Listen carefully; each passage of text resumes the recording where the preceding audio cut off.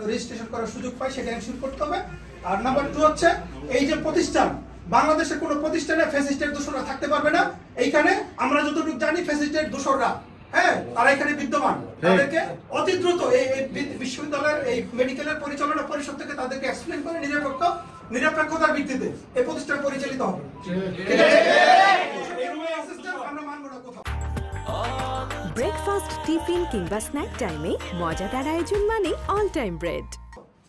বাংলাদেশের ছাত্র সমাজ কোথাও মানবে না, বাংলাদেশ জাতীয়তাবাদী ছাত্র দল মানবে না।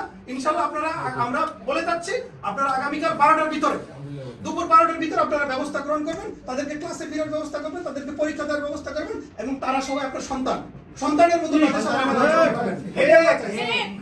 খুবই ভালো জিনিস। বাট আমরা তাদের ডাক্তার হিসেবে যা যা করণীয় সেইভাবে তৈরি করব, কিন্তু পরিবর্তিত পরিস্থিতিতে যে ঘটনাগুলো ঘটেছে এইটা ইমিডিয়েটলি মিটিগেট করা কতটুকু যৌক্তিক এবং সম্ভবপর সেটাও কিন্তু একটু ইমার্জেন্সি ভিত্তিতে অনেক কিছু